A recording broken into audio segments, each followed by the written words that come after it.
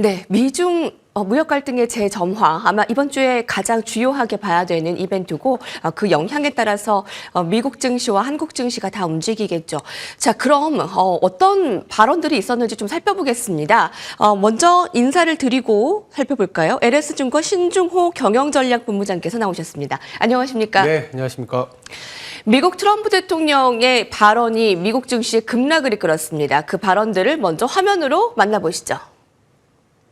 Have you canceled your meeting with President Xi? And No, I haven't canceled, but I don't know that we're going to have it. But I'm going to be there regardless, so I would assume we might have it. But you know, they hit the world with something that really is not anything that people are going to do, and it was shocking. I can tell you, Howard and I and Todd, we all Scott, we were all speaking about it before, and we said, where did that come from? It was just, that was out of the blue, right? Out of the blue, they came up with this whole import-export concept, and nobody knew anything about it. So. Did they roll back their export controls, the new announcement? Would you Well, roll back? look, we're going to have to see what happens. That's why I made it November 1st.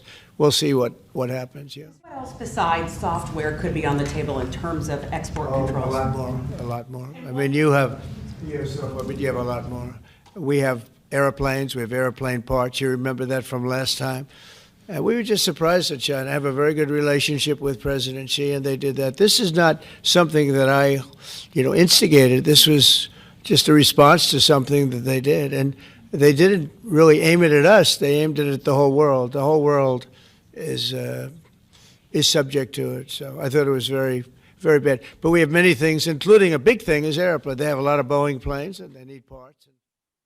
시진핑에 열받았던 트럼프 대통령이 두세 시간 전에 다시 유화 메시지를 냈습니다.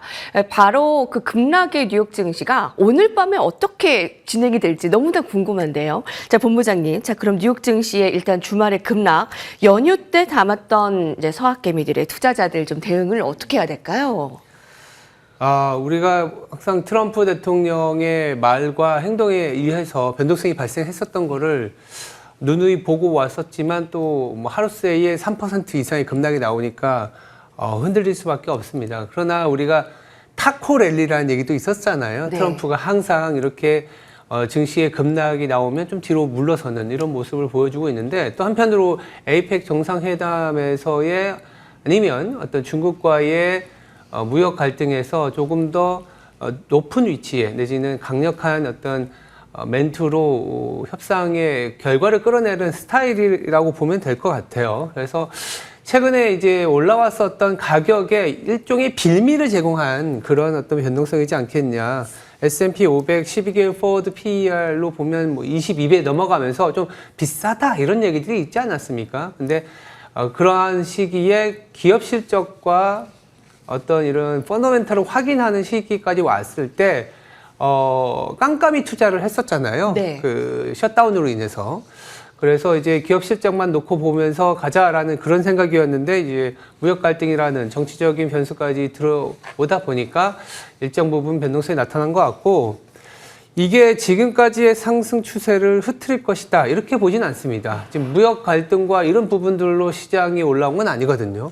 일례로 엔비디아 같은 경우에도 중국 매출은 0으로 해놨지 않습니까? 이런 부분들이 어느 정도 기업들의 실적에는 좀 반영이 되어 있거나 산정이 되어 있고, 장기적인 AI 투자 사이클에 조금 집중을 하자, 저희들이 이렇게 말씀드리고 있습니다. 최근에 뭐 하나의 지표도 말씀드릴 수 있는데, 고용이라든지 경기가 굉장히 좋아서 최근 시장이 올라온 건 아니거든요. 네. 기업들의 투자, 갖고 있는 현금, 그리고 자본 지출을 통해서 성장을 이끌어오고 있는 사이클이기 때문에 이런 부분들에 주목을 해야 되겠고, 일례로 4월 초에도 상호 관세 발생으로 이 시장이 급락을 했었는데, 그때 이후로 또 다시 시장을 들어 올리고 견인한 것은 또 기술주였습니다. 2026년까지 안정적으로 이익 성장이 가능할 것으로 보이는 쪽도 엔비디아를 포함한 어떤 빅테크, 그리고 이와 관련된 밸류체인의 산업재해라는 점은 최근의 어떤 변동성은 약간 변동성 그 자체로 끝나지 않을까. 그러니까 하락장이 시작된다라고 보기에는 최근에 어떤 이익의 성장이 이제 곧 이어질 기업 실적에서 확인될 수 있다 이렇게 보고 있습니다. 네. 그동안 고평가의 논란에 있었던 뉴욕 증시가 이번에 그 미중 재 갈등의 점화가 참 빌미를 제공한 좀 이슈였는데 네. 우리가 좀 타코 트레이드라는 것을 경험을 했듯이 이번에도 그럴 것이다라고 예측을 해봅니다. 네. 그런 가운데 이번 주에 또 실적 시즌이 이제 시작이 됩니다. 맞아요. 그 가운데에서 또 기업의 부담이 혹시나 가중되지 않을까 어떻게 보십니까? 있긴 있을 거예요. 이를테면은 같은 빅테크에서도 소비재와 조금 연결이 많이 되는 테슬라라든지 애플 같은 경우에는 비교적 좀 보수적으로 접근하는 시각이 좀 부각이 될 수 있습니다. 아무래도 그 관세의 영향에서 벗어나기가 좀 어렵지 않겠냐. 그리고 중미, 미중 갈등에 조금 그 중심이 되는 기업들이기 때문에 이 두 기업 같은 경우에는 빅테크 내에서도 미국 시장 내에서도 좀 변동성이 나타날 수 있다라는 얘기를 드리고는 있습니다만 전체적인 실적의 분위기는 나쁘진 않습니다. 물론 이제 기업들의 실적에 부여되는 부분들이 이 관세의 실질적인 영향 그리고 향후 AI 성장에 얼마나 밸류체인에 포함이 되어 있는지에 따라 다를 수는 있긴 하겠습니다만 팩트셋 기준으로 S&P 500 기준의 3분기 실적을 예상치를 뽑아보면 전년 대비 그래도 한 8%는 증가할 것으로 기대는 하고 있습니다. 그래서 최근에 올라왔었던 고평가가 그래도 실적으로 확인이 되는구나. 이 정도는 좀 보여줄 수 있을 것 같고요. 최근 한 40분기 중에 37분기는 계속 어닝 서프라이즈로 보여줬던 미국이기 때문에 미국 내 IB들은 최종 그래도 8%보다 높은 13%가 나와주지 않겠냐 이런 얘기들을 하고 있고 그리고 이번 주에는 아시겠지만 미국의 기업 실적들이 다 금융주부터 시작이 되거든요. JP 모건이나 골드만삭스 같은 빅뱅크 기업들이 시작이 될 텐데 지금 금융 섹터는 전체 섹터 중에 네 번째로 높은 성장률을 보여줄 것으로 보고 있습니다. 자본시장에서 어떤 그 금융 섹터의 실적이 나왔을 때 보다 좀 주목을 해야 봐야 되는 거는 이 IB 사업부 실적에서 이제 벤처 캐피탈이라든지 어떤 M&A 활성화 같은 힌트를 얻을 수 있다는 점에 주목을 하고 있어요. 그러면 그동안 우리 시장 내지는 미국 시장 중심으로 올라왔었던 사이클이 과도한 금융 레버리지가 아니라 이제야 투자와 어떤 자본의 투입이 이루어지는 그래서 향후의 상승의 동력으로서 금융권의 대출과 금융권의 자본 투입이 더 일어날 수 있는 여력이 있구나라는 걸 확인하는 주간이 되지 않을까 그렇게 바라보고 있습니다. 예. 이번에 그 미중 갈등 재점화에 가장 타격이 있었던 건 암호화폐와 빅테크가 아니었나 싶습니다. 암호화폐는 뭐 역대급 청산이 있었고요. 빅테크는 시총 1,100조. 이게 어마어마한 숫자인데 그 증발이 되었죠.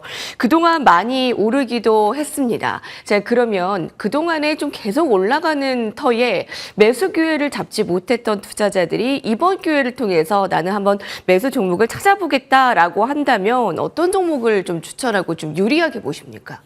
결국은 주도 업종 내에서의 선택일 수밖에 없는데 일단 이런 얘기도 있어요. 미국 시장을 살 거면 미국의 시가총액 1등을 일단 사라.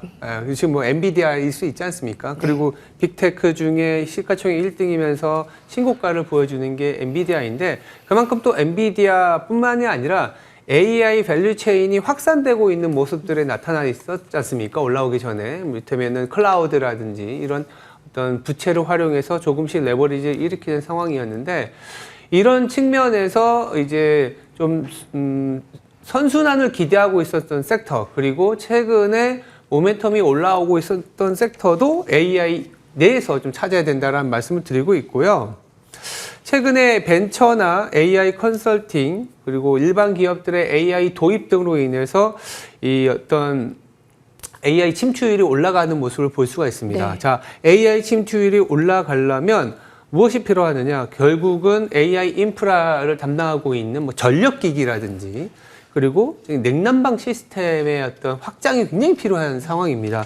미국 기업으로 보면 뭐 이튼이나 지멘스, 뭐 코닝 이런 기업들일 텐데 그동안에 AI 밸류 체인에 속해 있긴 했습니다만 네. 앞서 뭐 실제 어떤 그 GPU 생산이라든지 오픈 AI와 관련된 기업들이라든지 클라우드 시스템에 주목을 했다면 그런 기업들을 하기 위해서 이 기업들이 앞으로 치고가 나가기 위해서는 인프라가 필요하지 않습니까? 그런 인프라에 해당이 되는 게 말씀드린 것처럼 뭐 전력기기나 최근에는 HVAC라 그래서 냉난방 시스템에 관련된 종목들까지도 좀 눈여겨보는 그런 어떤 조정 국면에서의 종목을 좀 선정하는 아이디어가 되지 않을까 이렇게 좀 말씀을 드리고 있습니다. 네.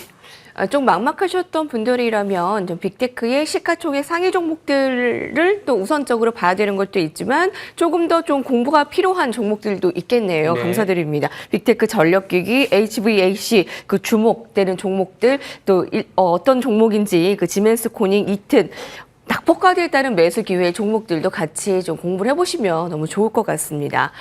셧다운에 참 멈췄던 이 미국의 경제 지표 발표 그동안은 좀 깜깜이 좀 이런 대응 전략이었는데요. 이번 주에 CPI가 공개됩니다. 이제 9일 늦게 이제 연기로 인해서 이제 어떤 발표가 되나 좀 궁금한데 그와 관련한 소식과 더불어서 대응 전략 이번 주에 한번 세워주시죠. CPI가 이번 주에 뭐 발표 예정이라고는 하지만 실제 발표될지는 모르겠어요. 왜냐하면 BLS에 따르면 CPI가 또 10월 24일로 또 연기될 수도 있다 이런 얘기들이 나오는데 어쨌든 10월 말에 FOMC 발표 전에는 발표가 나온다고는 합니다. 일단 나올지 안 나올지도 모르는 상황이고 물가 자체도 최근에 이 분위기가 크게 이제 튀는 건 아니지만 그렇다고 막 낮아지는 분위기는 아닌 어떤 그러니까 중물가 수준을 유지한다라는 측면을 시장은 좀 받아들여야 될 것 같고 그러면 이 중물가에서 성장이 나오느냐 그러니까 기업들의 실적이 이거보다 더 좋게 나오느냐라는 그런 판단 그리고 더불어서 이런 물가 수준에서도 연준의 어떤 스탠스는 추가 금리 인하에 어떤 여지를 줄 것이냐라는 부분들인데 이번 주엔 또 아시겠지만 이 연준 의원들의 발언이 굉장히 많습니다. 그래서 9월에 연준이 금리를 내렸을 때 본인들의 스탠스를 명확하게 다시 또 얘기할 텐데 아마도 그 비둘기냐 맥파냐 따라서 이 현재 상황, 셧다운되어 있는 이 부분 그리고 그래도 고용시장이 둔화됐었던 상황을 인정해주는 그런 멘트가 나왔을 때는 시장이 그래도 10월 말에 금리를 내리지 않겠냐라는 분위기이겠지만 좀 호키시하게 바라보시는 분들도 있거든요. 근데 전반적으로는 지금 금리 인하에 대한 기대가 좀 높습니다. 네. FOMC 점도표에서도 보면 남아있는 두 번 회의에서 한 번 또는 금리 동결이 9명이었고 두 번 금리 인하도 9명이었다고 보면 한 번 이상은 더 내릴 가능성이 높다라는 측면에 시장은 좀 안도를 할 수 있고 페드와치에서도 지금 10월 금리 인하가 한 90% 이상이기 때문에 이번 주는 지난주 그리고 오늘 상당한 변동성을 보여줄 수는 있어요. 네. 그렇지만 또 타코라 그래서 트럼프 대통령이 또 다시 뒤로 물러날 수 있는 여지를 줬고 그리고 기업 실적이 시작되면서 특히 금융권 실적이 시작되면서 그래도 금융권 펀더멘털은 여전히 대출과 신용 성장이 일어날 수 있는 상황이구나. 그리고 연준도 그러니까 이번 달 말 가면 금리를 내려줄 수 있구나. 이 정도의 안도가 조금은 하방을 지켜주는 그러니까 당장 막 상승으로 다시 치고 가는 건 아니지만 어떤 최근에 나타났던 변동성이 조금은 안정을 찾아가는 과정에 한 주가 되지 않을까 이렇게 바라보고 있습니다. 네, 감사합니다. 사실 이번 주에 참 바쁜 한 주가 될 것 같습니다. 네. 연준 의원들의 발언도 쏟아지는 한 주고요. 이제 금융주를 시작으로 어닝 시즌이 시작되는데 거기다 미중 갈등의 재점화라는 이슈까지 더해져 여러 가지 이슈들을 봐야 되는데 우리 입장에서는 지금 환율 좀 부담되는 부분도 좀 질문이 올라오고 있거든요. 예, 그렇지 않아도 달러가 좀 강세로 접어들고 또 좀 불확실성이 이렇게 높아지면서 어디까지 좀 봐야 될까요? 지금 1,400원을 넘어섰잖아요. 네. 그래서 우리가 작년 말에서 올해 초에 넘어왔을 때의 환율 수준까지도 올라갈 수도 있을 것 같아요. 지금 수준에서 본다면 일단 환율이 올라간다라는 거는 여러 가지 이유가 있겠지만 첫 번째는 우리나라의 성장률이 글로벌 성장률보다 떨어지는 부분들 두 번째는 약간의 리스크 오프라고 볼 수 있는데, 그리고 만약에 이렇게까지 생각했어요. 최근에 환율이 올라옴에도 불구하고 우리나라 시장을 사들였던 원인, 그게 이어진다면 환율이 높은 수준임에도 시장을 갈 수 있습니다. 이렇다면 이제 삼성전자를 비롯한 반도체나 미국의 어떤 모멘텀에 의해서 시장이 가는 거라면, 미국이 좋다라는 거는 미국의 달러화가 그래도 우리나라 대비 강하다라는 거고, 그러면 예전과 다른, 그러니까 환율이 안정을 찾으면서 외국인들이 우리 시장을 사들고 그래서 우리 시장이 전체적으로 상승을 하는 게 아니라, 이제는 어떤 상승의 탄력은 둔화됐지만 미국과의 모멘텀에 연결이 되어 있는 종목을 사면서 원달러 환율이 높은 수준, 즉 달러가 강해지면서 강해지는 업종들, 아까 말씀드린 것처럼 AI 밸류체인, 우리나라 전력기기 이런, 그러니까 달러가 강해졌기 때문에 네. 원달러가 이렇게 올라온 거잖아요. 그래서 이 미국의 모멘텀이 좋아지는 쪽은 환율이 조금 소위 말해서 이게 너무 올라가면 리스크 아니냐? 네. 이런 상황에서도 해지가 되는 그런 업종이지 않을까 말씀드리고 있습니다. 네. 그 틈새 아이디어를 좀 보면 되겠네요. 네, 맞습니다. 네, 신중호 본부장님과 함께했습니다. 감사합니다. 네, 감사합니다.